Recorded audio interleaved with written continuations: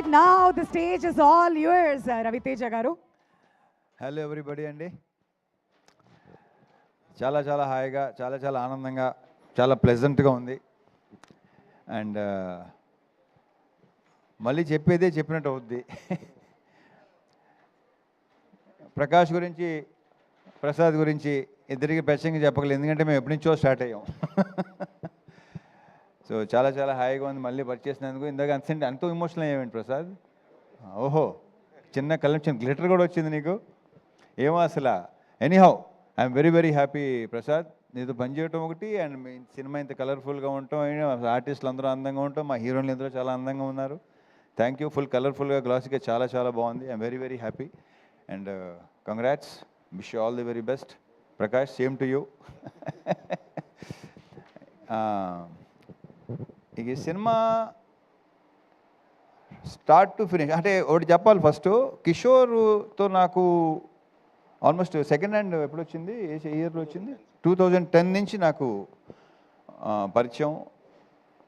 ఇది నీ గురించి తర్వాత చెప్తాను. మా మురళీధర్ గౌడ్ గారితో ఫస్ట్ టైం చేశాను. ఈయన నాకు మెయిన్ కొన్ని సినిమాలో బాగా రిజిస్టర్, మ్యాడ్ ఇవన్నీ వాటిలో అసలు ఎవరైనా అనుకున్నాం మేము. ఈ పర్టికులర్ ఈ క్యారెక్టర్ ఎవరు చేస్తే అంటే ఆయన చాలా బాగుంటుందని నాకు తెలిసి నేనే చెప్పినట్టున్నాను కదా. నాకు అసలు బ్రహ్మాండంగా ఉంటుంది క్యారెక్టర్కి, కొత్తగా ఉంటుందని అనిపించింది. సో కంగ్రాచులేషన్స్ అండి, చాలా చాలా బాగా చేశారు. ఇందాక మీరు చెప్పినట్టు థియేటర్లో విపరీతంగా ఎంజాయ్ చేస్తున్నారు మీ జోక్స్కి, మీ ఎంటర్టైన్మెంట్, మీ కామెడీకి, బికాజ్ ఆఫ్ కిషోర్ అనుకోండి, ఇదంతా కిషోర్ది అనుకోండి. ఇక తర్వాత మావాడి ఇరగదీశాడు. నాకు ఇంతకుముందు వెంకీలో ఇది దీని ఏమంటారు, మన భరత్ అదే అంటే వాడు నీకంటే చిన్నోడప్పుడు సేమ్ ఇది వచ్చింది, ఆ వైబ్ వచ్చింది నాకు. ఇరగదీస్తూ అసలు నీ ప్రత్యేకంగా చెప్పక్కర్లేదు. కంగ్రాచులేషన్స్ అబ్బాయి, చేసుకుంటూ పోయేలాగే మళ్ళీ చేద్దాం, మనం డెఫినెట్గా చేయాలి మనం. కిషోర్, సత్య,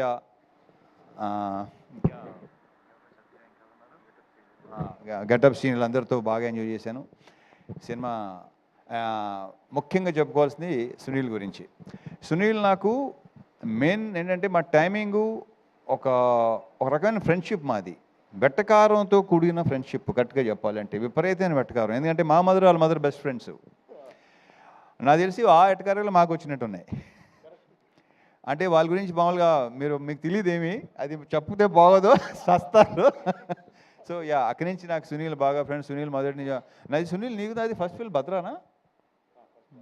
అక్కడి నుంచి దుబాయ్ సీను ఇవన్నీ మొత్తం. ఇప్పుడు నాకు ఆ దుబాయ్ సీన్లో ఏ వైబ్ అయితే ఉందో, లైక్ ఎలా అయితే ఎంజాయ్ చేశానో అంత ఎంజాయ్ చేశాను సునీల్ మళ్ళీ ఆఫ్టర్ లాంగ్ టైం.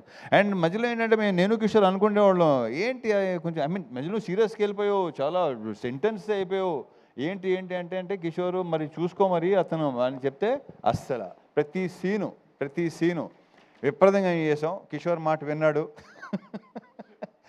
సో మళ్ళీ అప్పుడప్పుడు ఇలాగ చేస్తూ ఉండవా బాబు నా మాట. It was super working with you Sunil. మళ్ళీ చేయాలి సునీల్, మళ్ళీ ఇలాంటివి చేయాలి. Yeah okay, thank you. And మా ప్రొడ్యూసర్ సుధాకర్ కంగ్రాచులేషన్స్.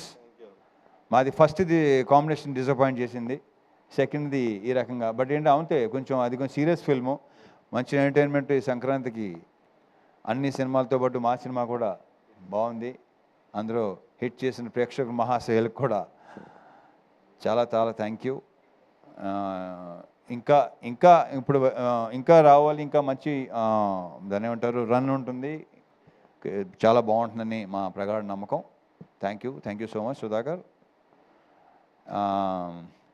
మా హీరోయిన్స్ ఆషిక గారు రాలేపోయారు.